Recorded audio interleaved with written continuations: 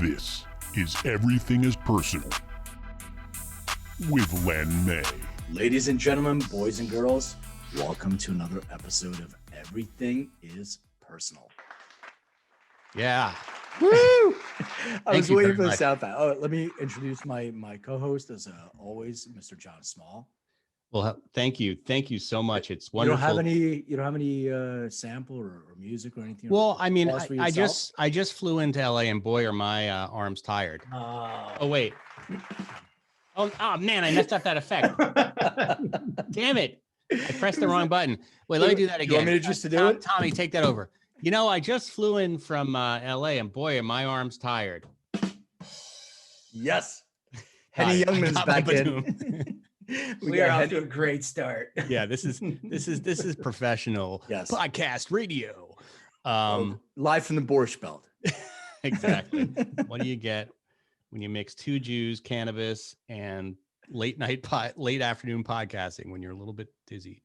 I got to talk about that, but let me introduce our guest first, and let our guest introduce him, because I'm super excited to talk about music too. But there is a cannabis connection. So our guest is Mr. Jason Turner, who is the CEO and co-founder of Three Wells. Is that correct?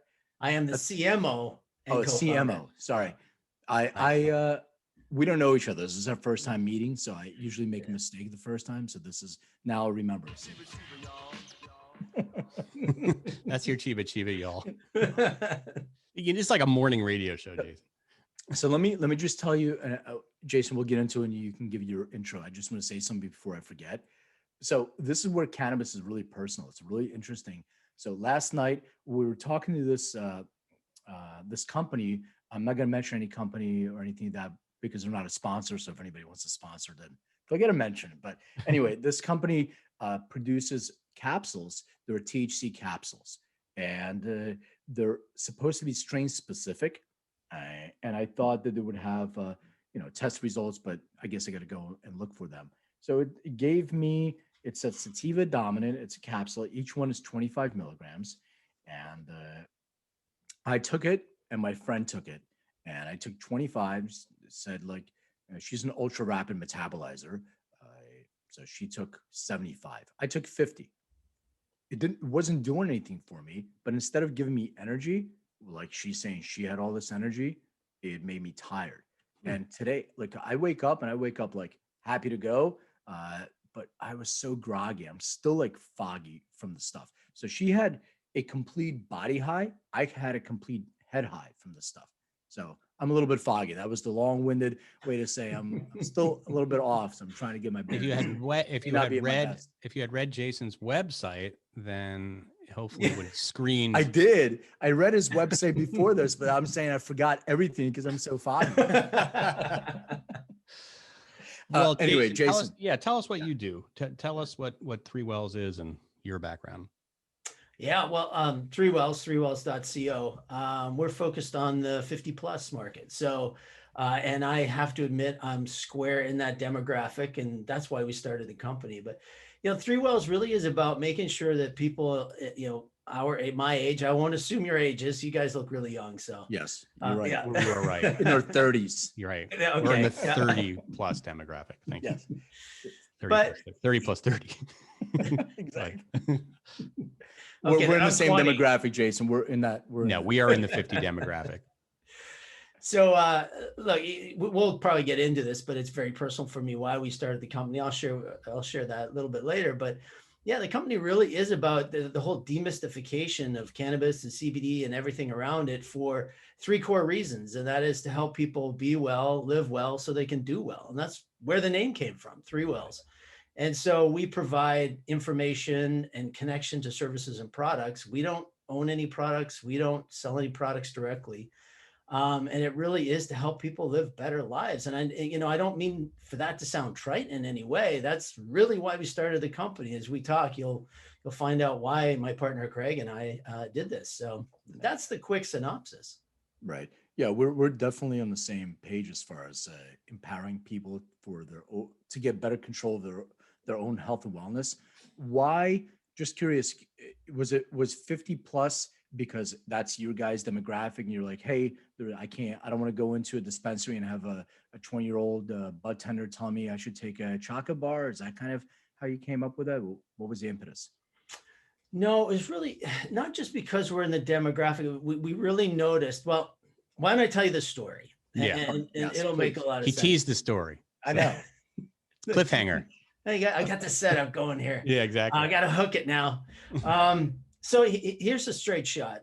My partner, Greg, and I mean business partner, just for clarity, not judging or anything like that, but my business partner, Greg, he and I suffered the same back pain, the exact same back pain for years. Mine went on for 23 years, where I would wake up in the morning sweating because I was in so much pain. And we both tried opioids. We tried everything that our doctors prescribed and all kinds of crazy stuff like magnetic rocks and you name it, we tried it independently. And of course, as friends, we shared a little bit about our trials and tribulations as we both dealt with our back pain, but we really didn't get into it too much because, one human being to another, you can only stand so much griping and then you just become a downer. So you end up keeping all that pain bottled up, both emotionally and physically. So as it happened, Greg found a great doctor, and I'm shortcutting a lot here for brevity, but he found a great doctor, had spinal surgery.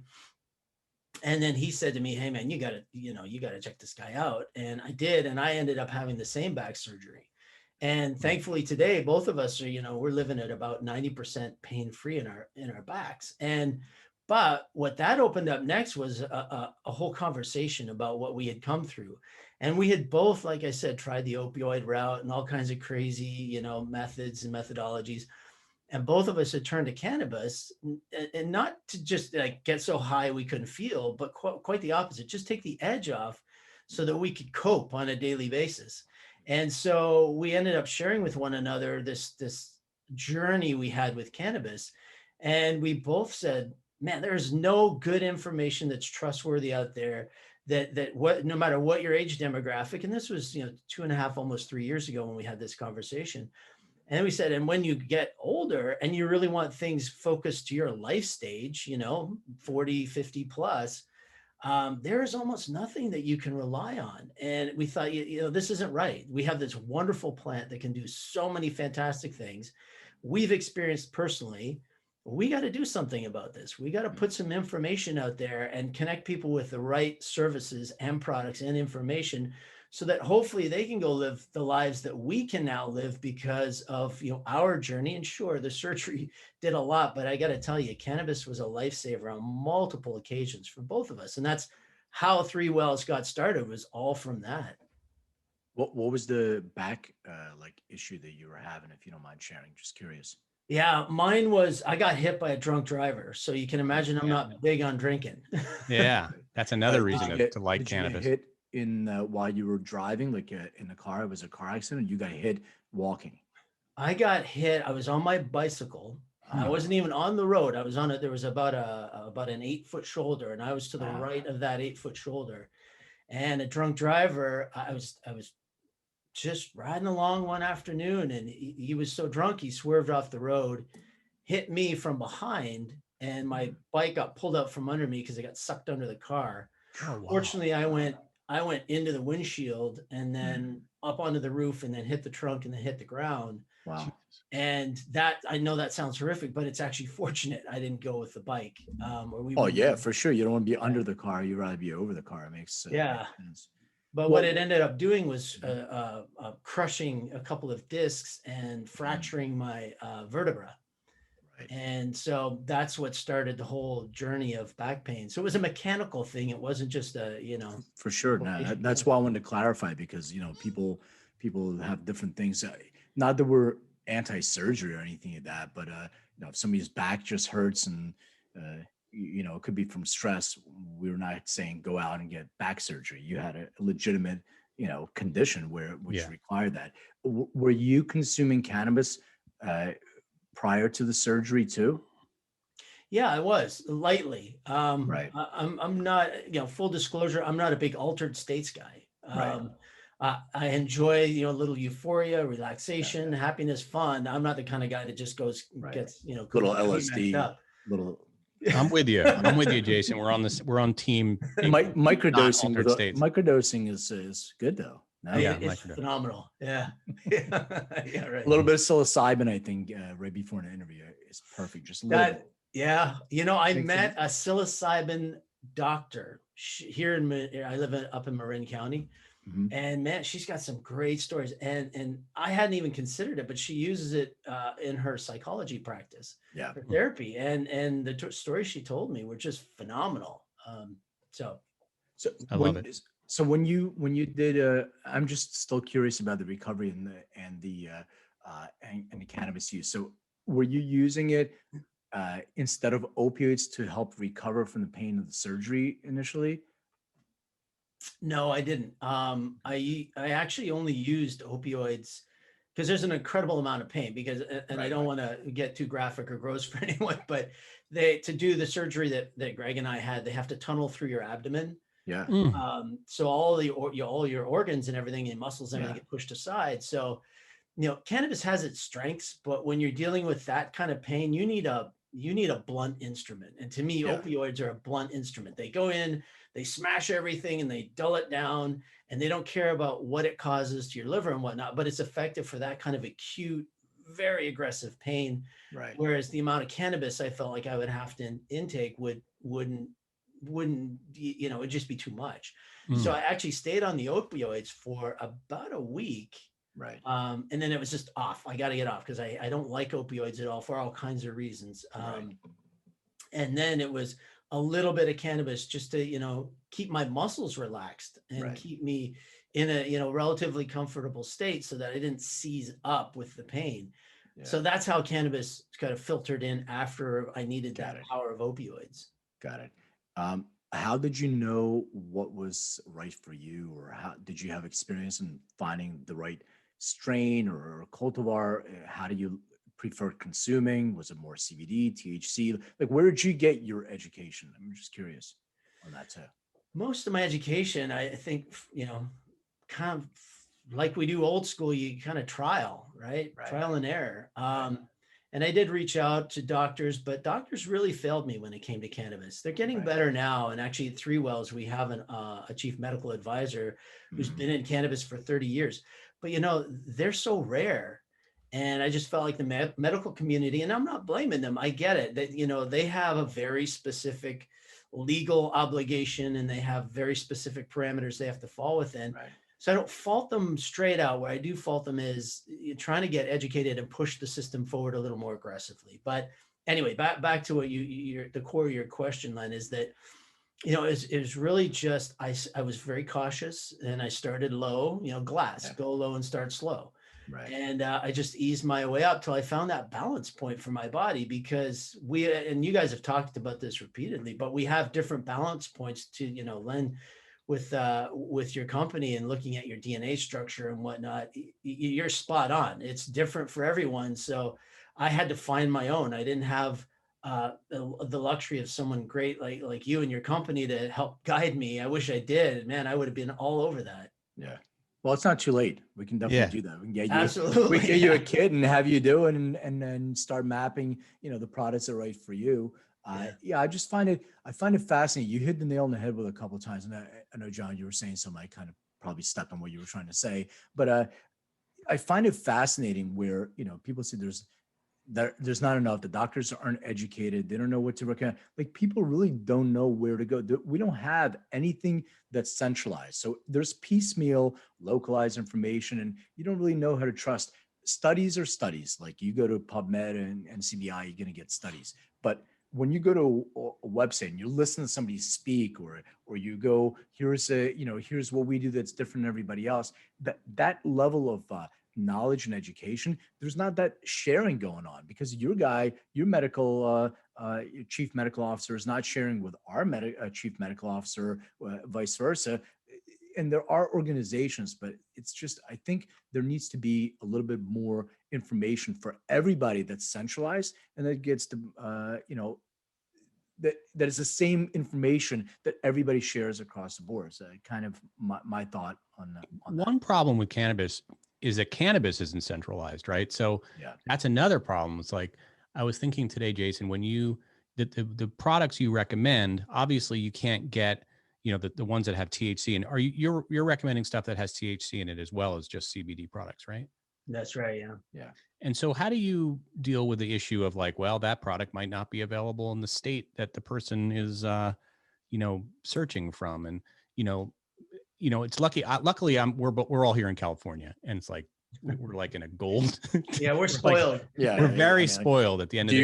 Do you don't want a bath bomb, or do you want underwear that's maybe? Yeah, but even then, there's all. almost too much choice in California, so it's also confusing in its own way. But again, like if I were to be from Nebraska, now Nebraska, I probably can't get cannabis. Maybe I can get medical. I haven't looked at Nebraska's laws. Okay, we'll talk about that. We'll talk about Nebraska in a minute because we don't like Nebraska right now. We love Nebraska. We don't like their governor. But how do you deal with that issue, Jason? Well, here's our take on it. And this, it goes back to really what Three Wells is all about. And that is helping people. So whatever the law says, whatever the borders are, and we all have to respect it. Don't get me wrong. I'm not saying break the law. But what I am saying is we put human beings ahead of borders, boundaries, laws, regulators, governors, etc. So if you're in a legal state or an illegal, where it's not legal, you're going to find it if you want it, right? So we look at it like, sure, we want to help connect people and ease that product purchase to the products that are good and safe. But where we can't make that direct product connection for them, they're going to find it if they really want to find it, whether it's legal or not. And so let's give them the information no matter where they are in this country or Canada, and just make sure that however they are consuming it, wherever they're getting it, they're at least educated about it, and so they're getting the best out of the plant, and they don't get turned off of the plant prematurely. Which I can tell you a story. I'm sure we all share the same stories of people going crazy with it, thinking, "Oh, I am not feeling it yet. I'll take more," and all of a sudden it's a disaster. We want to avoid that because, not only for the individual, but also as an industry, right? Like we want people to have good experiences, because if the good experiences will continue to use it and continue to benefit. So we're really not, we follow the laws, but we're more about the people. Right. Yeah. I mean, I think you just hit the reason why we started our company is to help people avoid adverse events or adverse effects so they can have a more optimal experience with cannabis. And I think that goes underreported. And I'm a huge cannabis proponent. I'm a user. I love it. It's an amazing plant, but people do have adverse effects and they just don't talk about it. I talk about, 300-pound football players that come out and they're like, they don't talk about it. My heart was racing. I had a panic attack. No, I don't want to talk about that stuff. But people definitely. Yeah. I mean, it's interesting. I haven't been studies, but anecdotally, like 9 out of 10 people that I ever talk to that don't do cannabis is because they had a bad experience, like when they were in high school or something like that.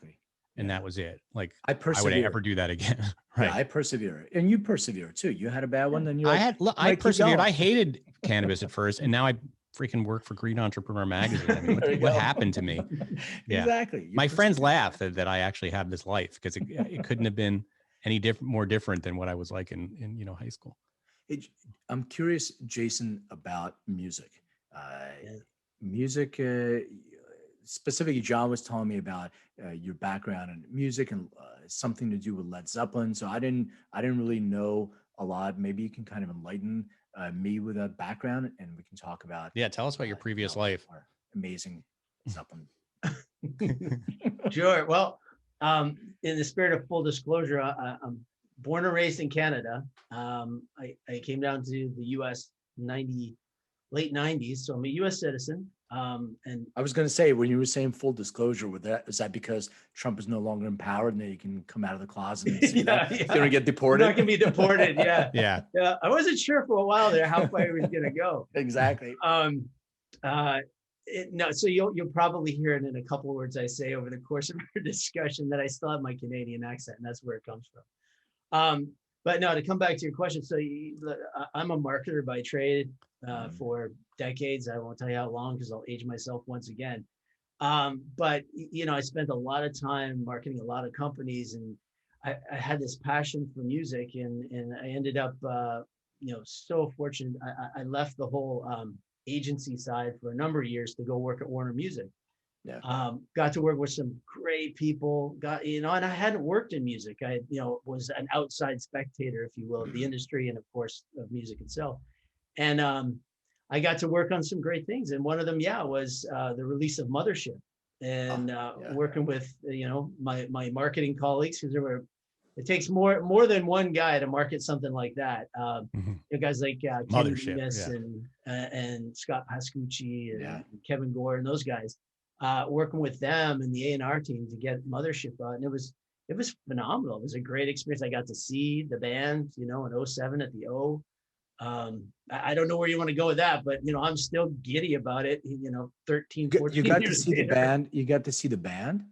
When?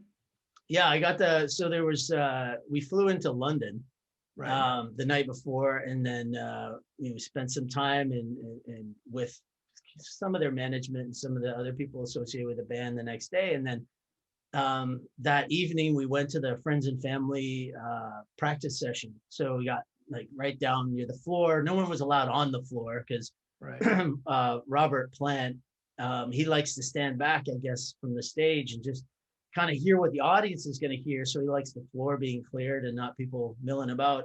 Right. And so we got to watch that, and that was just phenomenal. And see Jimmy up that close, because he still makes those facial expressions, even like he puckers his lips and he gets right into it and he's sweating and drooling and grinding. It's phenomenal. Who was on drums? Was it Jason Bonham that was with them? Yeah, it was Jason.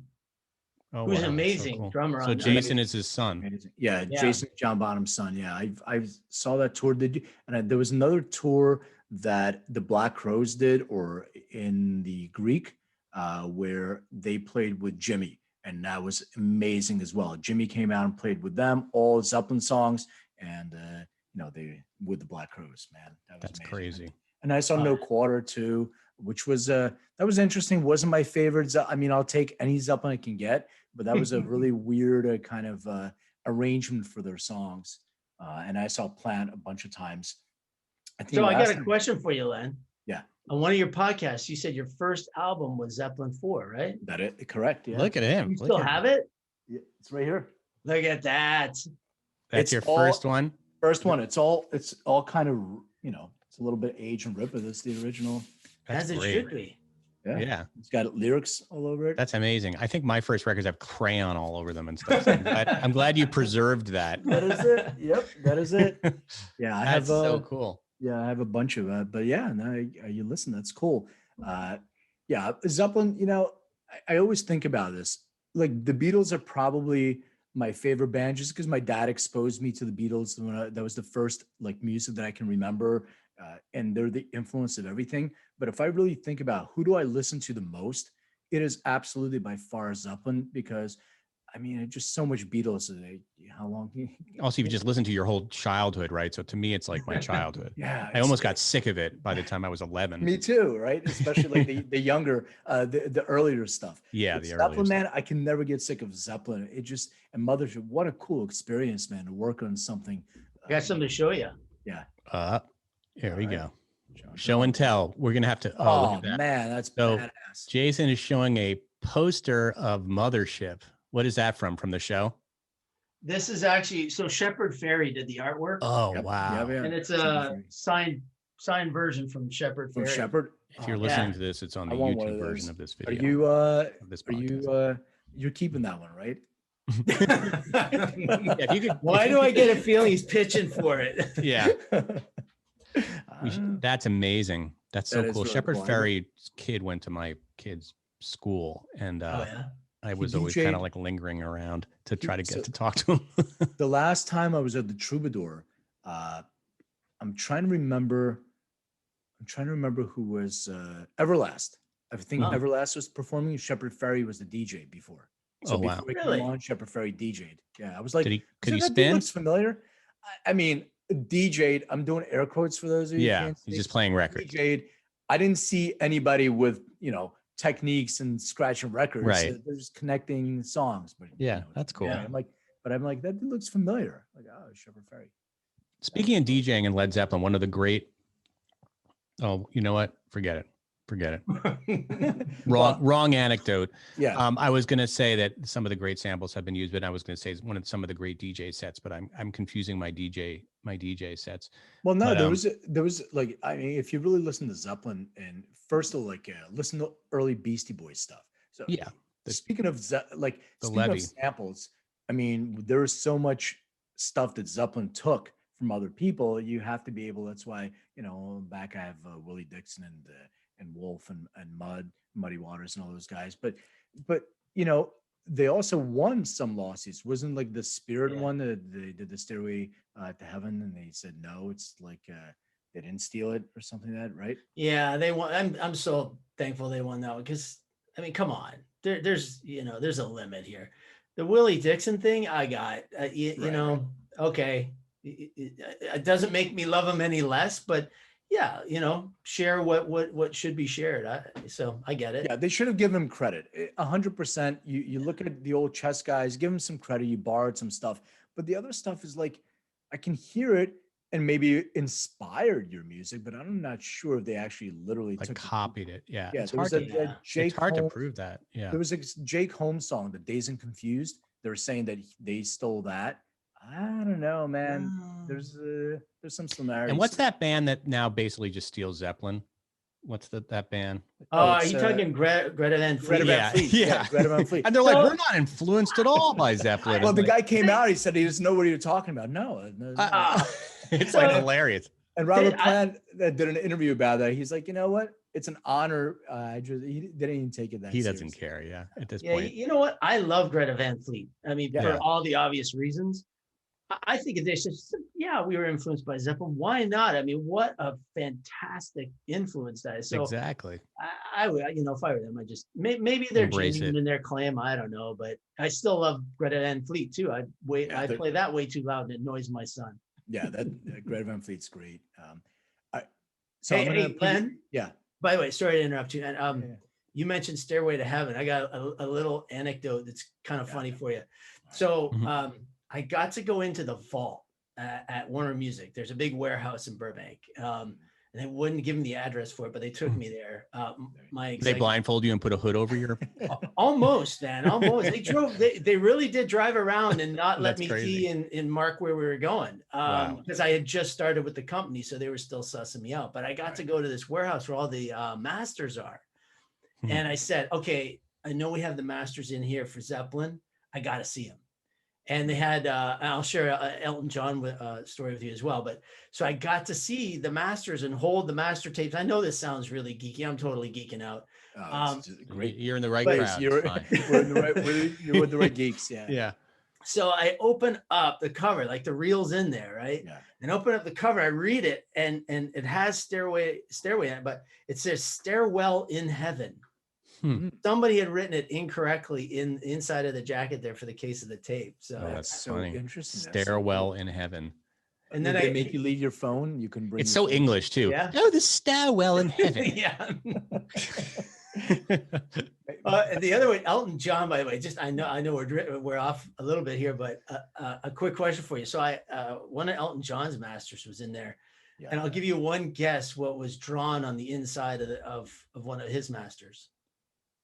I have some pretty horrible a brick. I was gonna say a brick road, like bricks or something like that. A rock penis. A jet. I was gonna say a penis. I knew John was gonna say penis right away. Right. Then I was like, that's kind of like because that's the first homophobic or something.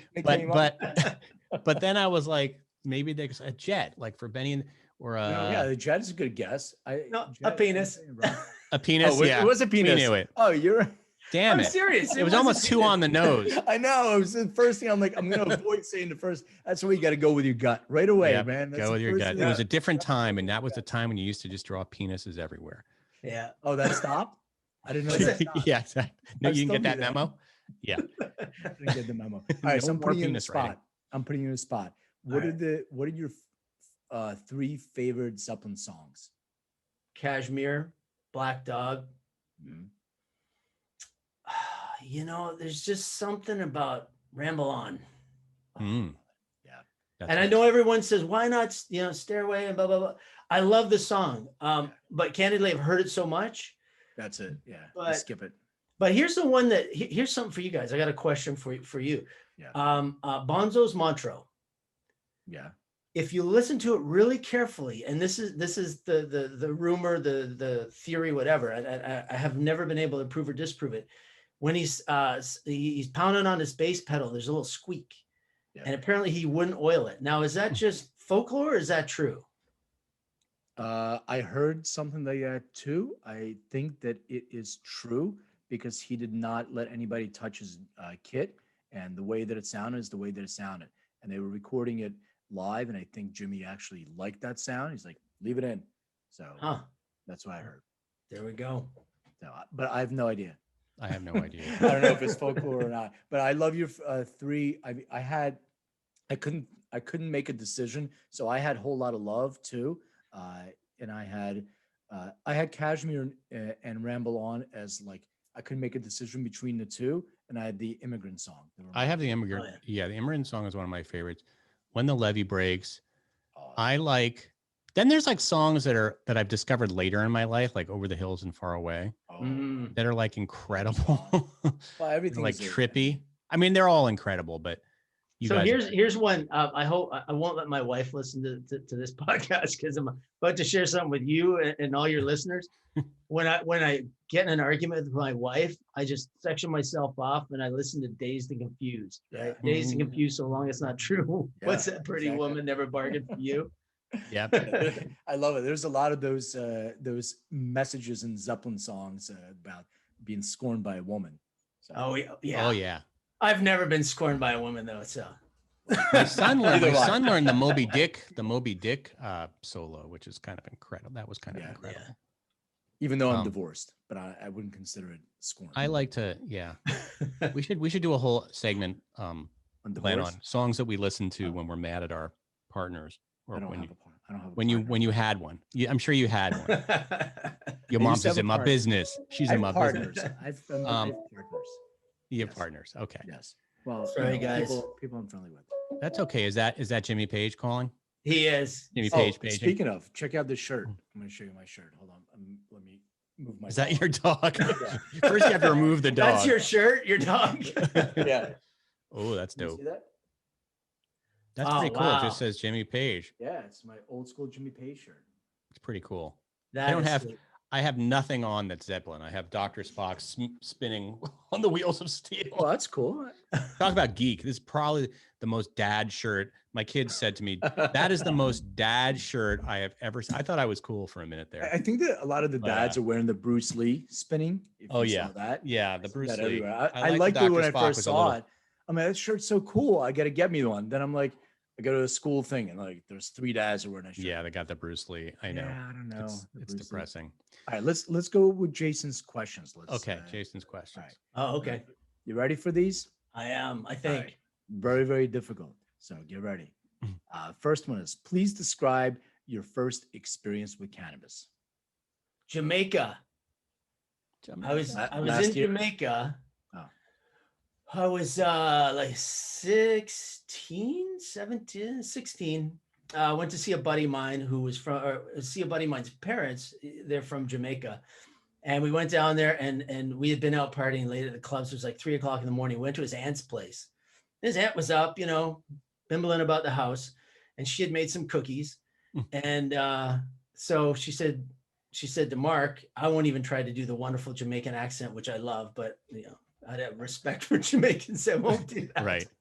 And he said, oh yeah, I love my aunt's cookies, and gives me, and I have a cookie, and I took a big bite of this cookie, and I was chewing it, and I thought, these are the strangest chocolate chips because they look like chocolate chips. They're all gummy and tasted funny, and I swallowed it, and I realized, oh, that was hash. That wasn't, that wasn't chocolate chips. And then you're like, what's going to happen? Yeah, because I hadn't, my buddies had smoked, and I'm not a big smoker of anything, because I was an athlete and I didn't want to, put that in my lungs because I knew it would slow me down.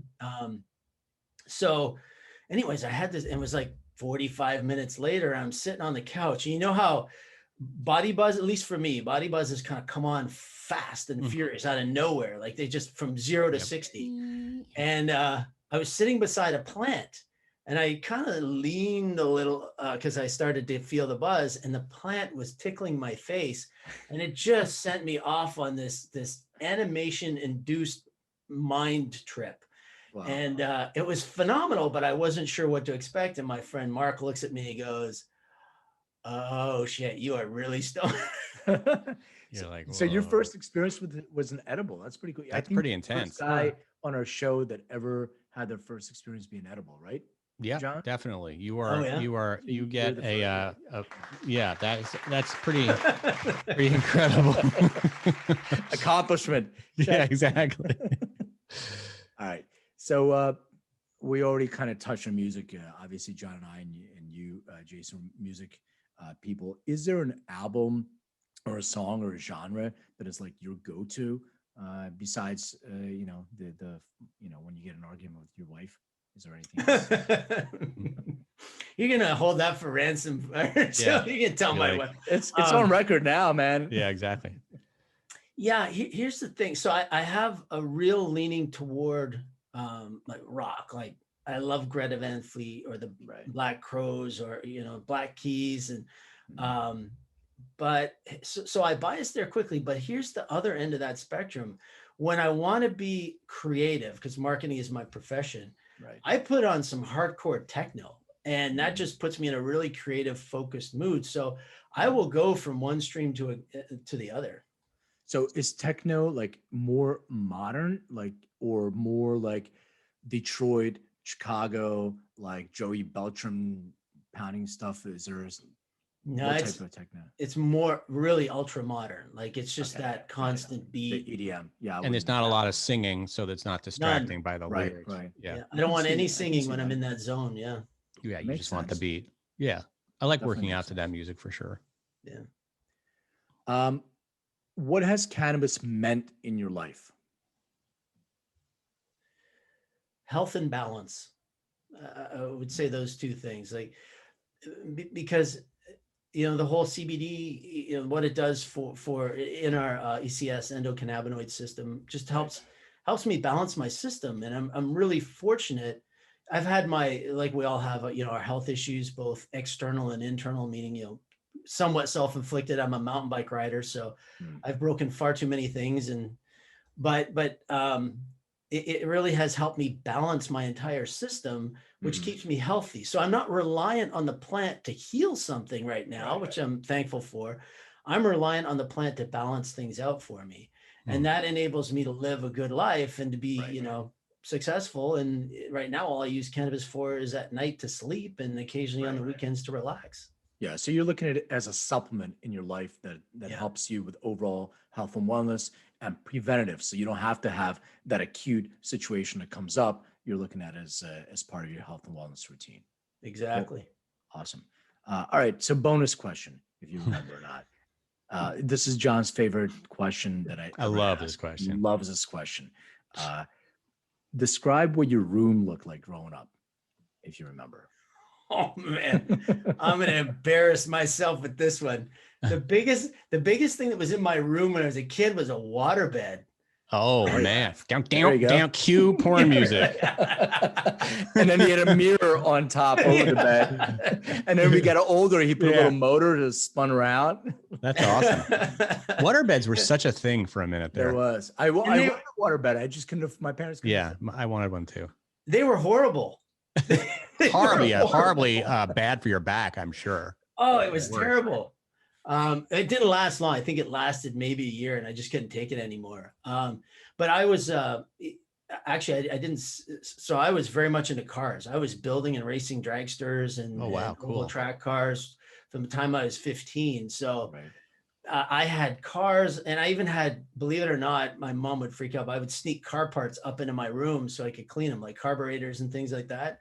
So I had car parts and a waterbed, and of course, the typical teenage posters in my room. But that's what was going on. What were some of the teenage posters? Was it like girls, or were they bands, or girls with bands and cars? Bikini girls with girls cars, fixing cars. It was my favorite was a Countach, a white Lambo Countach. Yes. Of course, you had to have that in the 80s. And then Yeah, I had a couple of girl calendars actually. I had it because I liked the variety. Of course.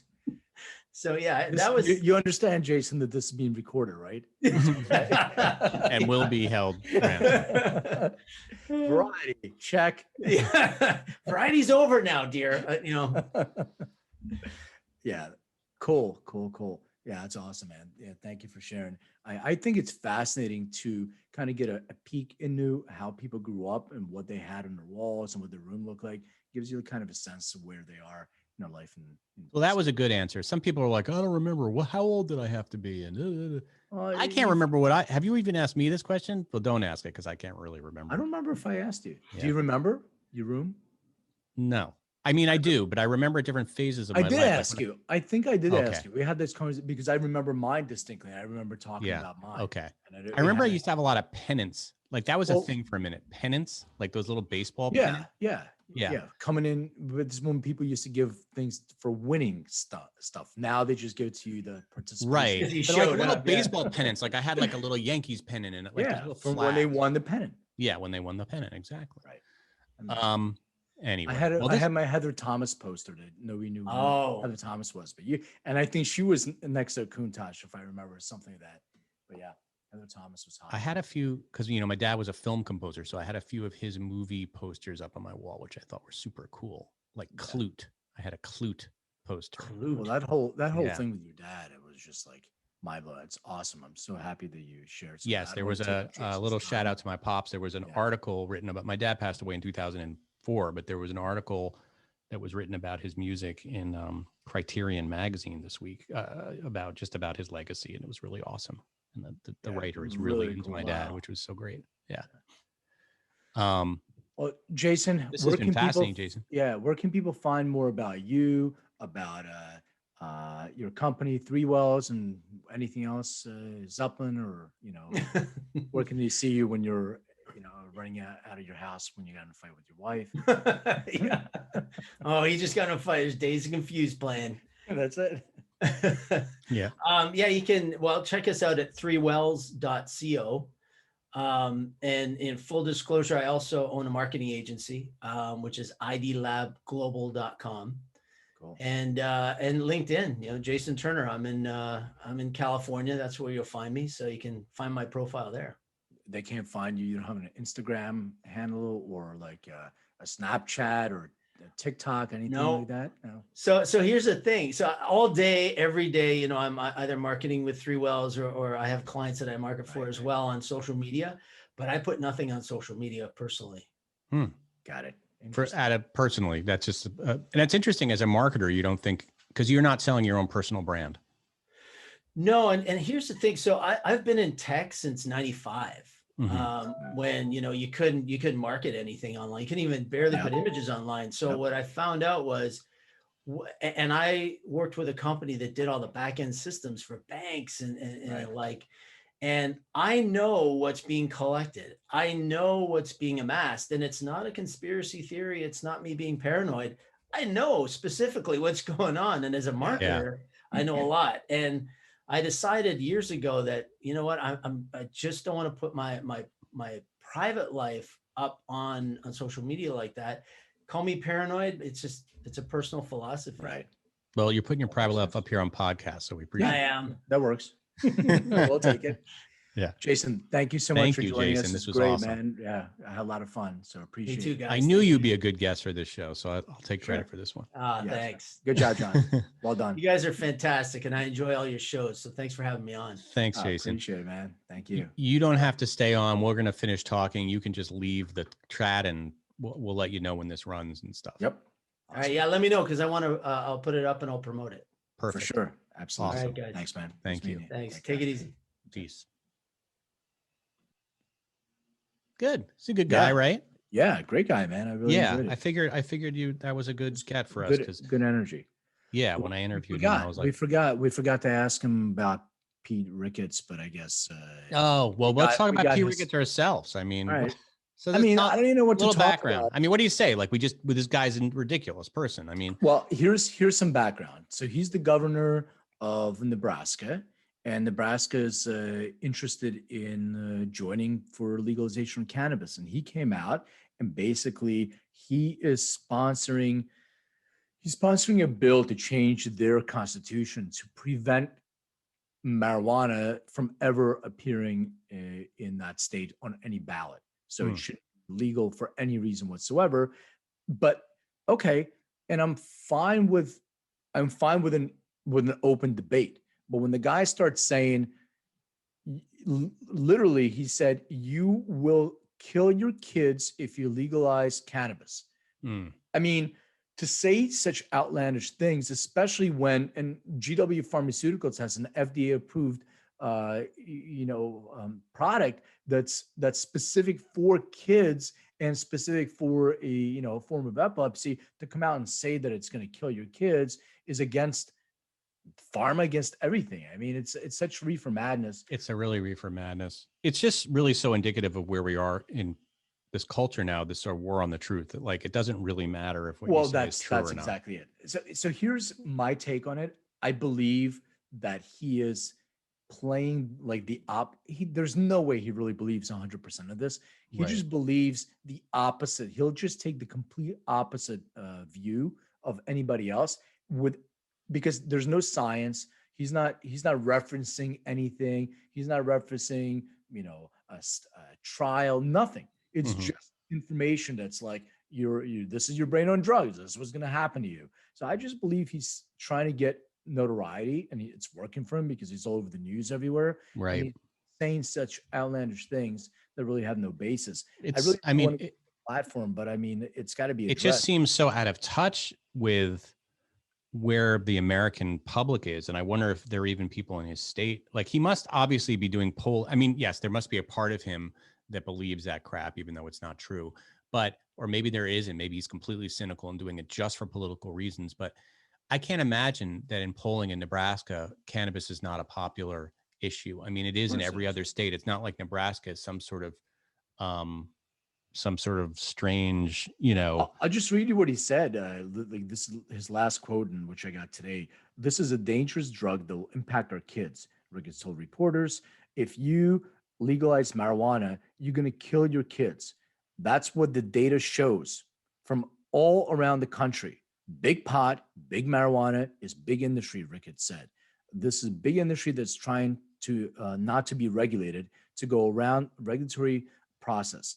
And that's the most regulated industry I've ever seen in my entire life. Right. It's going to put people at risk.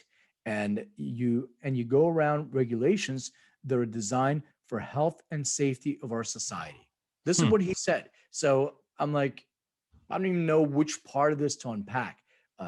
The dangerous drug? No, it's wrong. It's not a dangerous drug comparatively to anything else. Number two, it's going to kill your kids. We already addressed it. Number three, it's trying to go around regulations, unregulated. Please regulate it. We've been asking as an industry to regulate us, to get us out of the dark ages and freaking get the right products everywhere. We're asking for that. So it's ridiculous. Legalize it and regulate it. So I don't know. And then we're going around regulations that's designed for health and safety. I mean, every state is so regulated when it becomes legal that I don't even understand I have a feeling that Ricketts, if you were to go back in a time capsule, he was in Jamaica with his friends, and the aunt made him a cookie, and he ate the whole cookie, because that's what they do in Nebraska, eat the whole cookie. And he got crazy high, and he's like, "I will never do that freaking again, and I will never allow anybody else to do it." Or he's a complete stoner, and he's just trying to create, sometimes people who are like the most homophobic. I was going to say that, man. Right? They make the laws that are the most abusive against homosexuals. And maybe he's like a total weed. And he wants to create a world in which he is not allowed to have weed because he is such an addict of weed, even though you can't be addicted to weed. That's but the one. Yeah. I think that might be it. So we've completely analyzed, but open invitation for Governor Ricketts to come on this show and explain his point of view. Love to hear. I mean, I'm thinking I would love to. I'm gonna approach him because I'm sure he will never come on this show. I'm sure he would never go on any cannabis friendly show because he knows he'd be called out. And it's easy to say these lies, but let's get him with somebody who's and obviously we would. Governor Ricketts, if you're listening, because I know you're a regular listener to this show, I mean, we would give them a fair platform. Explain your views. Where are you getting your views? I'm just I'd love curious where to. they come from. Maybe we're in a bubble, but like what he's talking about is so far from the world that I live in and know about and read about all day long. I don't know if he's reading some sort of alternative Well, studies. he's saying the other thing that I heard him say is that he said that it's really hurting elementary school students that get it readily in legal states. I And mean, where there's a lot of research now out of Colorado and California, and Right. none of this is happening. There's not an uptick in children. There's not an uptick in accidents happening. The opioid crisis is down. There's so many positives. I mean, I agree. Every drug has to be treated and regulated, and we all both agree on that. And so I'm not saying like it should just be like all over the streets and stuff, but I mean, my God, it's one compared to other drugs, it's so safe. the reason why it becomes illicit and all that stuff is because it's not regulated, because it's right. So that's doesn't work. So Just he's regulated. it's such backwards thinking. But anyway, it's very sad that those kinds of people, they're always going to be there. And hopefully, I haven't been reading about the response, but it's obviously given him the response on every news station that I don't listen to watch the news, but I just like looked at this. Everybody's like, it's kind of ridiculous. So I don't see where he's getting any support, but we'll see. You want to talk about the hard rock? Let's talk about. So there was an article, right, that you had passed on to me. That is, we always love these lists because then we can dissect them and destroy them. It was a weird list. It was loudwire.com. And they did like, what was it called? 100.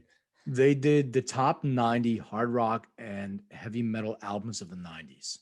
Right. So hard rock and heavy metal is a weird, I mean, so I guess that's why, because there were some things that weren't really on this list that I was like, well, these are the greatest records of the 90s, but I guess hard rock and heavy metal. Yeah, we have to keep it to the genre rock. I don't even think a lot of these are hard rock or metal, but then they had a lot of like death metal on that list, which I found interesting. It's weird. So it's just so strange to mix Anthrax and Smashing Pumpkins on the same list. Exactly. That's what I'm saying. So I just I came up with my top 10 because, having Cannibal Corpse next to Faith No More is like, completely different type of it's a very, in that way, it was a strange list. And honestly, this is not a list, like I'm not really that into hard rock, so I'm not a good person. Like I know who Slipknot is. In fact, we did a story, I did a funny video with Slipknot once, but I don't listen to their music. I appreciate their music, I'm just not a listener. And then and like Sublime is on that list, so like Slipknot and Sublime, like that's the total like they're so different. Slayer, I mean and stuff. Yeah, it's weird. Well, but anyway, I'd love to hear your list. You do your list, and then I'll do mine. But basically best rock records of the 90s, right? Yeah, I did my top 10, and then, and then you'll go through yours, and what we'll do is we'll read theirs and see how we can compare. Okay, perfect. So I did mine in, did you do yours in order? Like 1 through 10? Like I didn't. I didn't either. Okay. Because it's just too hard. Yeah. Although I think I know what my favorite is of the 90s, but I think I do too, but I will go. You want to go? You want me to do all 10 or? Yeah, you do all 10, and then I'll say, if I'll go ding. Well, okay. Well, you do your 10, and then I'll tell you whether I agree. All right, I'll go my 10.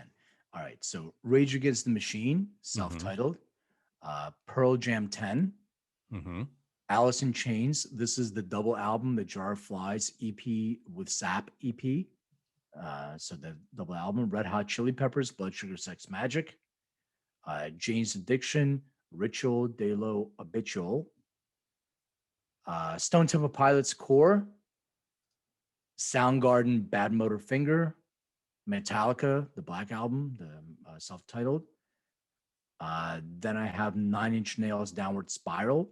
And my 10th is, I have a tie, so I guess I got to make a decision. I have Nirvana In Utero and the Tool Undertow.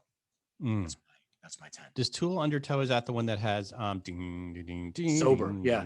That's it. Oh my God, I love Tool. Yeah. Yeah, I had a lot of overlap on mine. And again, I'm not I think I have too many now. I'm looking at my list. It's like, damn it, I think I have 12. Sorry. I think I had so by overlaps, I also had Rage Against the Machine. Right. I also had Ritual de la Habitual, Jane's Addiction. I also had Stone Temple Pilots. I also had Pearl Jam 10. and I also had Alice in Chains. Now, there were some records, and I don't even know if they're the best records. They're just records that I listened to over and over and over again in the 90s, and they were rock records. So I will tell you what they are. One and is OK Computer Radiohead. Now, is Radiohead not considered rock? I don't know. Like, is that I a did whole not put them. I completely agree with you. I love Radiohead. Yeah. When they said hard rock, heavy Yeah, metal, I guess I didn't put them in there. I would say they're more alternative. I guess I don't even know categories, but I didn't think of them because they didn't because really the other, so that's where it gets confusing for me, because there's other records, like, for example, because I put these in the alternative rock section. Like, I love the Cranberries, no need to argue. I love the Right. Cranberries. Like, I love, Right. I know that's like a cliche, because who's the guy in Clueless loves the Cranberries. He just always wants to listen to Cranberries records all the time. But I love the Cranberries, so I love No Need to Argue. It was a fantastic album that I listened to like about a trillion times, and then I ended up listening to all their albums over. The other one, I do love that Sublime album. Yeah. It's just one of the I great just albums. couldn't put it. I couldn't put I it on know the it's list just a because weird. it's I like, think that's almost a there's- reggae album. I mean, yeah, if you want to do Right. reggae, funk, or like rap, we should do rock, reggae. Yeah, Yeah, it's a it should hard be- one. it should be It's a reggae. hybrid, and the same thing with Beck Odelay, because I love that album, but I don't know, like, what is that music? It's weird, like Definitely not alternative hard rock rock for me, but I love that album too. Yeah. So I think those were the only ones I had. I did have Green Day on there, Dookie, just because I felt like that was a very pivotal record. Like, it kind of like changed a little bit of the It sound. was. I agree. you know? I didn't love. I didn't love it, and it got overplayed. But it could Yeah. be if I did a top 15, it will be on my list. But it didn't make my. All my right. top So 10. let's now read their list, All right, which let's is read theirs. which is, definitely didn't include certain things that Yeah. I honestly don't even know the bands well enough to be able to even All put right. them on my list. But here we go. All right. So the top 10 and in order 10 down. So number 10 is Pearl Jam 10, 10, 10, 10. Mm-hmm. Number 9 is Megadeth. Rust in in Peace. Peace.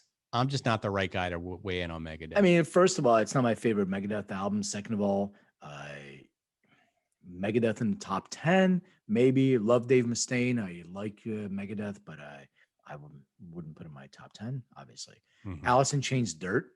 Yep. Great album. Absolutely. It has Rooster on it. I mean, yeah. I mean, you can't go wrong. The reason why I liked because I got 2 for the price of 1 kind of thing. So I just went with that. But Dirt, yeah. Rage Against the Machine is their Yeah. number I mean, how could you 7. argue with that? I mean, one of the greatest albums ever made, Right. and it's amazing. Tool Enema. I really like the other one I better. like the other one more. Yeah. Then we have Green Day Dookie. Stinkfist. That's the song I was thinking about by Tool that I love. Stinkfist. Oh, yeah. Yeah. Okay. Green Day Metallica. Dookie. So they went with Green Day Dookie. They went 5. with Green Day Dookie at number 5. Number 4, Metallica. Number 4 is Metallica. Number 3 is Downward Spiral, which is 9 Inch Nails.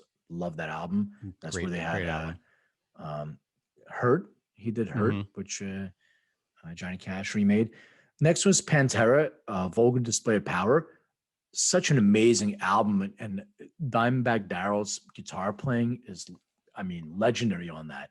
Right. Would I put it as number 2 of all time hard rock records of the 90s? Yeah. Not for me. It's an amazing album. I would listen to it, maybe top 15, top 20, but man, to each his own.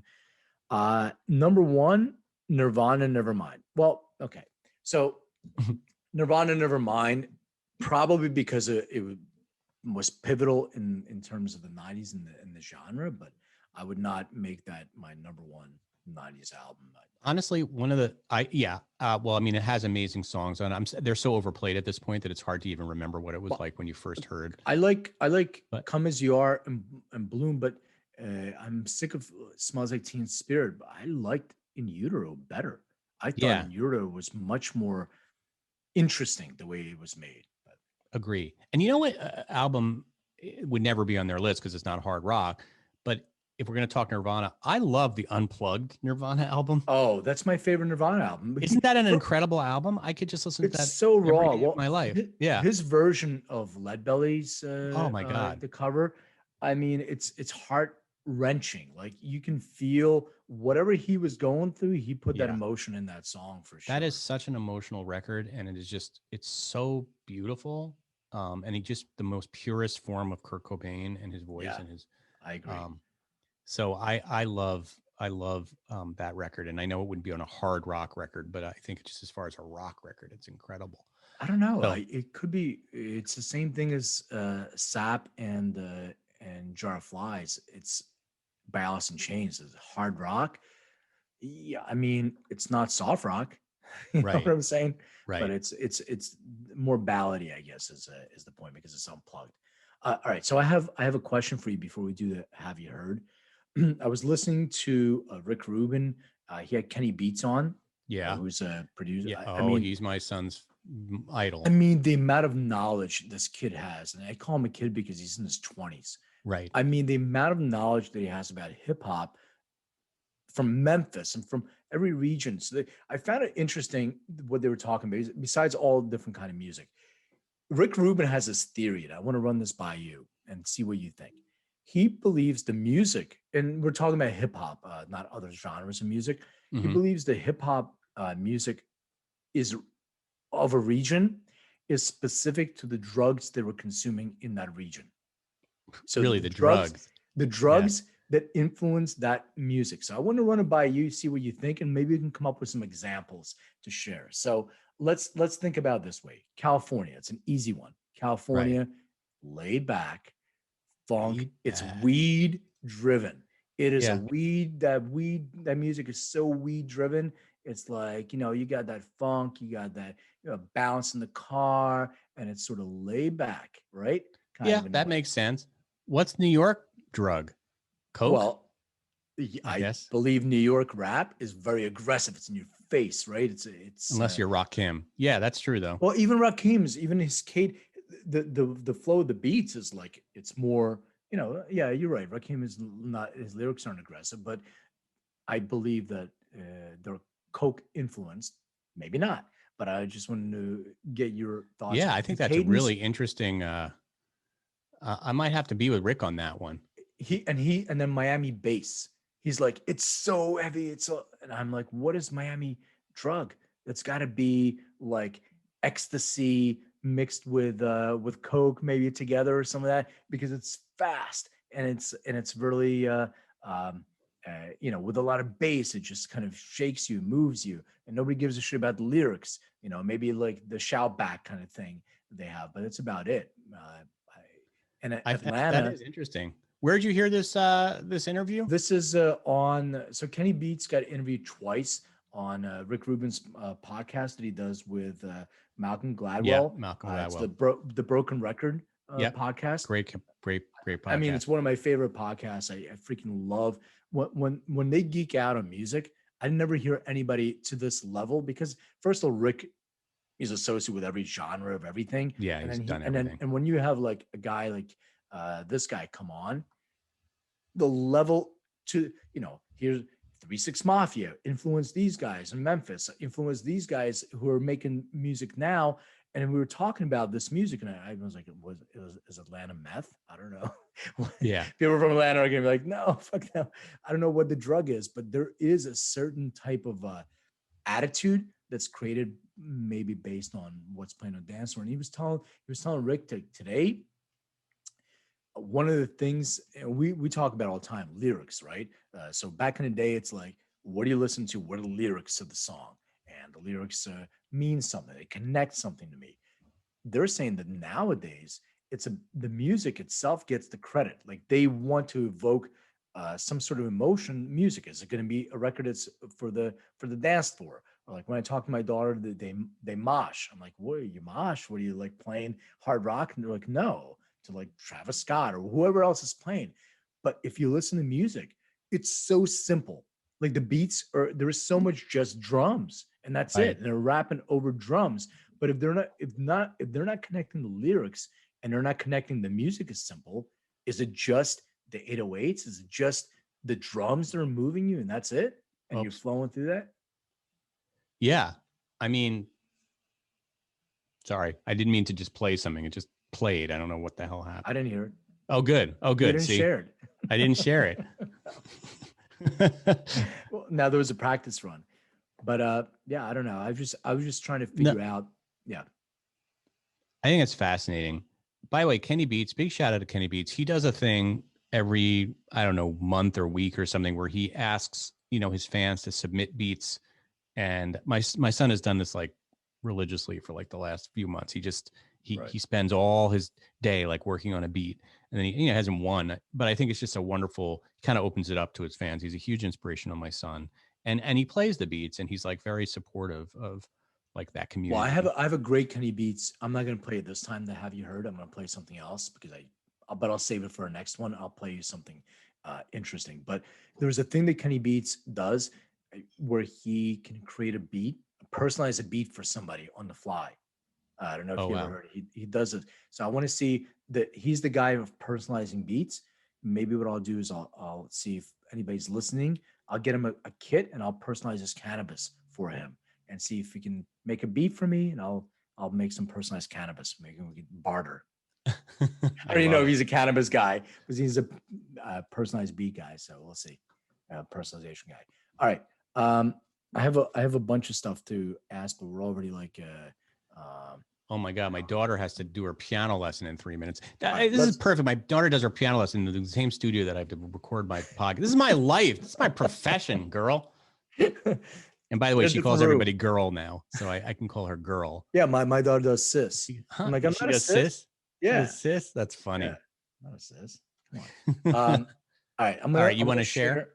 Yeah, I'm going to share with you something I found really interesting. I was going to do the Kenny Beats thing, but because we were talking rock, I thought this was cool. I didn't know that we were going to talk about Kenny Beats. That just popped in my head.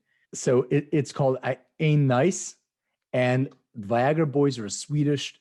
They're a Swedish band from Stockholm, and I think they're fascinating. If you ever see anybody go on YouTube, see some of their performances, even their videos when they have a live performance, the guy is tatted from head to toe. Yeah. He's got some sort of interesting tat on his forehead. I don't even know what it is. Looks like a smear. It reminds me of the Streets. Yeah. Remember the Streets? Right. I love the Streets. Yeah. I was thinking the same thing. I have more like, we should do a show on either UK hip hop or just international hip hop. Right. I love the Streets. The Streets. Man. You're fit, but don't you know it? Yeah. That's my favorite. Yeah. That's the best one. I know. I love that too. We have some similar taste in music. All right. Let me, this is one it's a little bit of a surprise, and I don't want you to hate on it too quickly.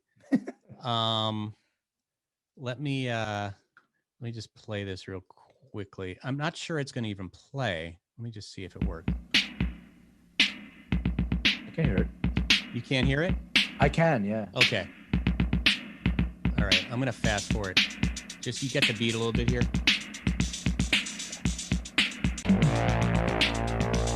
I was walking down the street, so I'm sitting there, looking into space with a glassy stare. This is me. In the gutter with a grin on his face, trying to escape the horrors of the place. He was only trying to forget, but all those drugs haven't done it yet. His clothes are funky and he looks so bad, thinking about what he could have had. He was what we all want to be, and why he did it, I just can't see.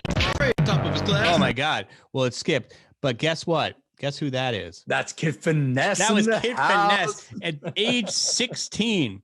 And I was actually going to play. I couldn't find it, and I will play it next time because I really want to share it with our audience. My version of a Schoolie D rap that I recorded when I was 17 years old. We're still reeling. We're still reeling. Absolutely. I cannot wait for that to be out. That is just yes, we interviewed Schoolie D, and hopefully by the time you hear this, you have already heard that that interview. But but that was me with my friend Special Ed, who went on to become an editor at The Source. Wait, Special Ed? You know, not that Special Ed. There's another Special Ed, Eddie. Another Eddie that recorded my friend Adam Schlesinger, the late great Adam Schlesinger's basement. By the way, got a shout out during the Grammys. Yes, Adam got a shout out during the Grammys. Adam used to be our producer. He actually raps on that one too. He's terrible in it, but I like to just I used to and like to. And I think if I'm not mistaken, I think he was also shouted out in the article too about your dad, right? Was he? I have to go back and look at that. He's always credited my dad with being the reason that he got into music. Said something like that. It definitely said something about Adam. Oh, that's cool. Yeah. Well, Adam has always been very generous. And I was actually thinking of Adam the other day because I remember one time he was asked by some, when in the early part of his career, he was asked, what is your favorite song of all time? And he said, Gucci Time, Schoolie D. So big ups to Gucci. I don't know if he I know he loved that rap. I don't know if he said that also just to be very cool, because nobody would really even know what the hell he was talking about. It's the greatest. Yeah. Hey, can you, or I can, if you're sharing, just so people know what we're talking about, the streets. Yes. Let's play the streets. You and I, let's play Don't Mug Yourself. That's my favorite. Okay. Do you want me to play it? I'll play it. You play it, because you know me, I have my stupid YouTube commercials. Well, I may have one too. Now, because I didn't log in. Hold on, I'll do it really quick. And if you ever saw the live version of it, it's pretty cool. What are you doing? Now I got. Sorry, I left a gentleman alone in my apartment, so I'm tracking him to make sure. Shit, I forgot to. You have got to share a sound. I forgot to share. Technical difficulties. We'll cut this part out. Sorry, guys.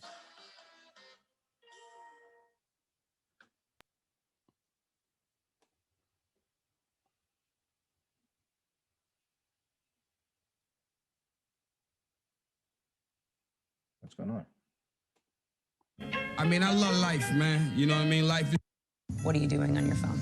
I'm sorry, I left a gentleman alone in my apartment, so I'm tracking him to make sure he leaves. You're tracking him? Yeah, I track everybody. It's the NSA. Here we go. This is the streets. Don't mug yourself. What's going on? Why is it not playing? Because they suck. There it goes. There it is. That was like a 13-second delay before they even started. A new day, another morning after, leaning back on my chair in a greasy spoon cafeteria. Last night was some beer lariness done our way, but again we're back in the light of day. Chatting, sitting at the wall table, telling jokes, playing with the salt, looking out the window. Girl brings 2 plates of full English over with plenty of scrambled eggs and plenty of fried tomato. Get my phone out, about to give this girl a shout, see if she had a nice time last night uptown. Ask if she fancies trying it again sometime. Then Cal grabs the phone like, oi, oi, oi, oi. Hold it down, boy, your head's getting blurred. I know you can't stop thinking of her. By all means you can vibe with this girl, but just don't mug yourself. That's all, don't mug yourself. All right, that was I love his accent so much. It's the best. I would know. Subtitles, because there's so much slang that they're saying that I really don't understand. He's cool. For some reason, I always imagine him having all these tats, but I guess he doesn't. But he sounds like he should. Maybe he does now. I don't know. Maybe he does. I don't know why, but anyway, I love that, and I love the streets. Check him out. What a great show! Awesome. From Led Zeppelin to the streets. Yep. Thank you, Len. Thank you, John. Fabulous. That's fabulous. I realized we didn't even do a "Have you heard" theme. Oh well. Oh shit, we forgot. Tommy will have to add that in post. All right, y'all. Peace. Peace out. All right, brother. Talk to you later. But again, we're back in the light of day. Chatting, sitting at the wall table, telling jokes, playing with the salt.